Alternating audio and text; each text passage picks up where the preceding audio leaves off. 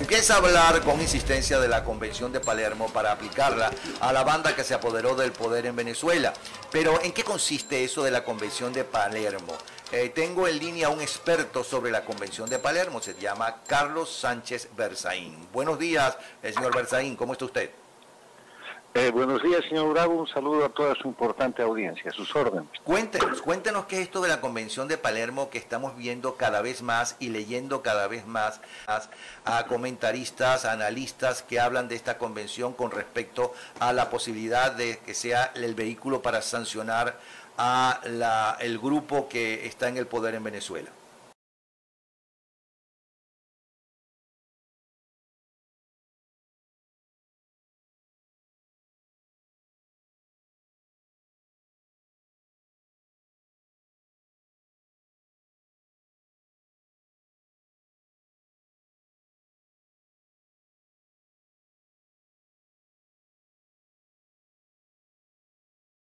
Bueno, se trata de lo siguiente. Primero, los hechos que muestra el grupo que está en el poder en Venezuela y que han sido objeto de constatación pública a nivel mundial por la prensa, la televisión y las redes sociales en los últimos 6 meses, muestra un gobierno que comete delitos todos los días. Viola la libertad, viola la vida, viola los derechos humanos, pero además de eso, está metido en temas de corrupción, es objeto de pesquisas por enriquecimiento sin causa, ha convertido a Venezuela en un narcoestado, carteles de la droga como el cartel de los soles y otros están directamente dirigidos o vinculados por miembros de la alta cúpula del gobierno de Venezuela.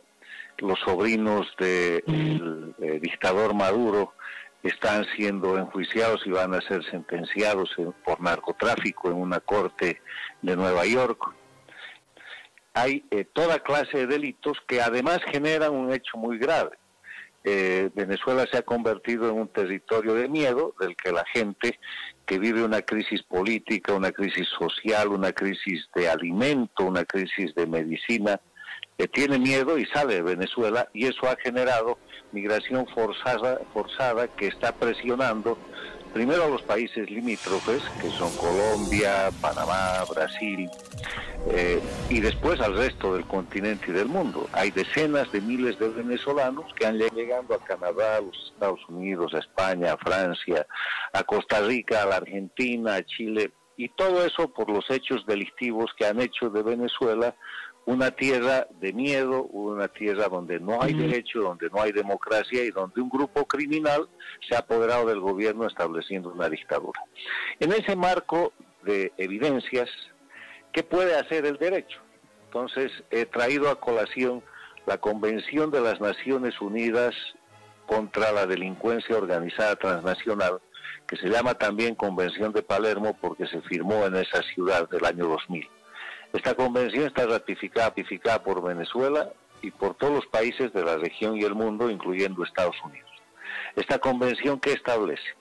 Establece primero la definición de grupo criminal organizado y dice que cuando 3 o más personas cometen delitos para obtener beneficios económicos o beneficios materiales, eso es un grupo criminal organizado.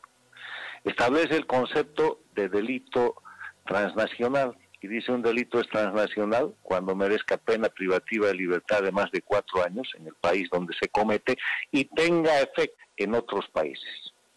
Y después establece el procedimiento por el cual se puede aplicar, y esta tipificación, estas características de la Convención de Palermo aplican exactamente a la descripción del panorama que muy resumidamente le acabo de hacer.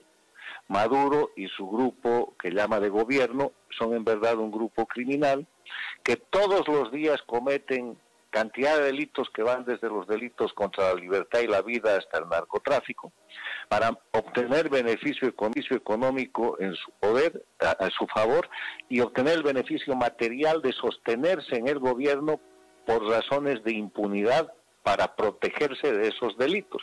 Pero además, para que esta convención tenga efecto y pueda ser aplicada en terceros estados, está el hecho de que han promovido esa migración forzada, que es inocultable, y por esa razón la Convención de Palermo se puede aplicar desde Panamá, desde Colombia, desde Brasil, desde Estados Unidos, desde España, desde Canadá, desde todos los países que están siendo afectados, efectos sustanciales del grupo delictivo que está manejando Venezuela. Ese es el tema resumido de la aplicación de la Convención de Palermo, que puede ser aplicada de oficio o puede ser aplicada a petición de parte, y lo que está sucediendo, como bien usted señalaba, es que conocidos estos argumentos jurídicos, estudiada a fondo la propuesta que vengo haciendo desde hace varias semanas, muchos grupos de venezolanos, de organizaciones no gubernamentales, de instituciones de defensa de derechos humanos en todo el mundo, en España, en Canadá, en Panamá, en Costa Rica, en Brasil, en Estados Unidos, se están organizando para plantear a los fiscales de cada una de esas jurisdicciones la aplicación de la Convención de Palermo, de manera que, así como sucedió en casos anteriores en que la convención ya ha sido aplicada, los fiscales ordenen la captura internacional de Maduro, de los miembros de su gabinete y de los miembros de esa asamblea constituyente que es absolutamente usurpadora. Ok, pero para eso tienen que salir del país. Sí, pero si ustedes, llega el momento, que no está muy lejano, en que se ordena su captura internacional a través del Interpol, eso es policía internacional. Y aquí hay un hecho fundamental que tengo que destacar. Esto saca del ámbito de la política a estos individuos y los pone en el ámbito del crimen, del delito. En el ámbito de la política ellos se pueden proteger con el concepto de gobierno, de Estado y hasta de soberanía. Pero para perseguir el crimen transnacional no hay soberanía. Entonces, el momento que ponen los pies fuera de Venezuela, estando en situación de captura internacional, ellos van a ser detenidos. Ahora, tienen la opción de quedarse el resto del tiempo en Venezuela, pero también es una situación insostenible que los ha de llevar a algún momento u otro, que yo creo que está muy cercano, a tener que devolverle a Venezuela su libertad y su democracia. ¿Y por qué usted cree que ellos van a preferir devolverle a Venezuela la democracia y la libertad a quedarse y no ir a presos por narcotraficantes, por ejemplo, o por asesinos, ¿no? Aunque un político no va preso por asesinos, sino que se lo pregunten a los de la FARC, ¿no? Pero, ¿cómo se llama? Pero ¿por qué cree que van a preferir ir presos por narcotraficantes a quedarse en Venezuela e instaurar ya definitivamente y oficialmente una narcodictadura sin ningún partido político que pueda objetar su trabajo o sus vagabunderías? Lo que usted dice sería el deseo. El crimen quiere tener un territorio, es lo que siempre ha buscado y en ocasiones lo ha logrado. Pero aquí hay varios elementos por lo que eso no puede suceder. Primero, hay una reacción interna muy valiente del pueblo venezolano que no ha dejado nunca de luchar y que ha hecho que el tema venezolano sea un tema de carácter mundial, un tema que tiene solidaridad internacional, no solamente en la OEA, en las Naciones Unidas, sino con grupos de países que ya están señalando y sancionando directamente al régimen dictatorial de Venezuela de manera de no permitirle que opere y que tenga que cesar ese gobierno. Y el segundo elemento es un elemento de carácter mundial que no puede tolerar la consolidación de un Estado bandido, de un Estado delictivo. Es muy clara la evidencia, cada vez más clara, de que este no es un tema político. El tema de Venezuela empezó siendo política, pero se ha convertido en un tema de delincuencia transnacional que afecta inclusive a otros estados y que representa una amenaza para terceros países. La Venezuela de hoy día es una amenaza por el narcotráfico, por el crimen organizado. Venezuela es el hub, es el eje más importante del tráfico de cocaína, que está producida por las FARC en Colombia y por los sindicatos cocaleros de Evo Morales en Bolivia. Y con esa droga, no solamente que se ha inundado América, Argentina, Brasil, son los países más afectados, Estados Unidos en menor grado, sino que se sostiene la logística de grupos terroristas que afectan y que amenazan a todo el mundo. Entonces, este no es un tema en el cual se vaya a hacer la voluntad del grupo delictivo que a título de dictadura está controlando el poder en Venezuela. Este es un esfuerzo de carácter interno por el pueblo de Venezuela, pero también de carácter mundial. Estados Unidos semana está aumentando la presión con sanciones. El Canadá ha establecido hace horas un proceso de sanciones mostrando la lista de las personas que están metidas en el tema criminal en Venezuela, que empiezan con Nicolás Maduro y terminan con sus mandos militares, y estamos en un momento en el cual el derecho internacional, la libertad y la democracia están defendiéndose. Y quiero darle un antecedente para hablar de nuevo de la Convención de Palermo, que es uno de los elementos que apuntala cómo terminar con la dictadura. Hay un caso muy célebre en el cual se ha aplicado la Convención de Palermo y que usted y toda la opinión pública lo conoce, y es el caso de la FIFA. ¿Recuerda usted que un día apareció la Interpol tomando presos en Suiza, tomando presos en el Brasil, en el Uruguay, en Panamá, en España? Era un fiscal en Nueva York que había puesto en marcha una investigación en base a la Convención de Palermo. Claro, pero con la aprobación de cada uno de esos países donde se ponían presos estos elementos, ¿no? No necesita la aprobación de los países ejecutan la orden del país en el cual se abre la causa. Pero usted dice dice que con la Convención de Palermo se llega oficialmente a demostrar y a sancionar a estos narcotraficantes que están al servicio en el poder en Venezuela, puede llegar unas policías del extranjero y secuestrar a estas personas y llevárselas.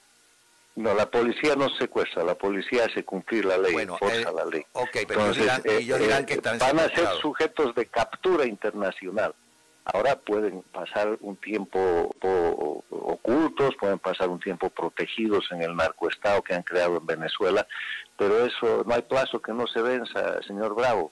Y esto está en principio de ejecución, pero la Convención de Palermo de la que estamos hablando ahora es un elemento más a la presión internacional y a la reacción nacional de oposición, de resistencia que hay en Venezuela, que no va a tardar en terminar con el régimen dictatorial. Está muy debilitado, la economía está hecha un desastre, no hay manera de que continúe un gobierno razonable. Es el modelo castrista que ha habido allá en el extremo en el siglo XXI. Y si se sostiene hoy día el régimen de Maduro en Venezuela, es porque todavía quedan un sistema internacional dictatorial sostenido por Cuba, representado y formalmente defendido por Bolivia con Evo Morales, respaldado por Corea del Norte, que es otra dictadura, y a medias por China y por Rusia, que espero no tardarán en salir de ese vergonzoso apoyo, y entonces veremos cómo se desmorona la dictadura de Venezuela. En nuestras redes sociales nos están preguntando ¿qué países se aplica el Acuerdo de Palermo?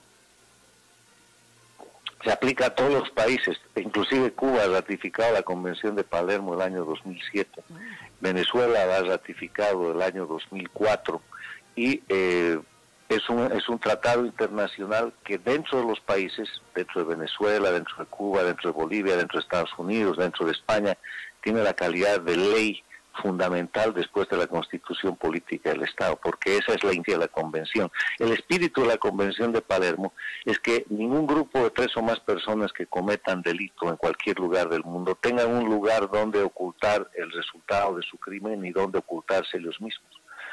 Ese es el espíritu de un mundo que cada vez se hace más chico por los sistemas de la revolución tecnológica, en el cual los criminales no pueden ser impunes. Ese es el objeto de esa convención, y lo único que hace aplicable a lo que se llama la dictadura, el régimen o el gobierno de Venezuela, estas normas que están hechas para criminales, es la conducta criminal de esa gente. Sí. Podríamos nosotros pasar toda la mañana describiendo cómo torturan, cómo matan, cómo apresan ilegalmente, cómo roban, el caso de Brecht, el caso del desvalijamiento con nuevos ricos que aparecen por todas partes, de PDVSA, el caso del tráfico de influencias, están todos los magazines, en todas las revistas, en toda la prensa, cómo los hijos, los nietos, los parientes, los hermanos de este grupo criminal ostentan riquezas que no pueden justificar en todas partes del mundo. O sea, estamos hablando de hechos notorios, movimiento mundial,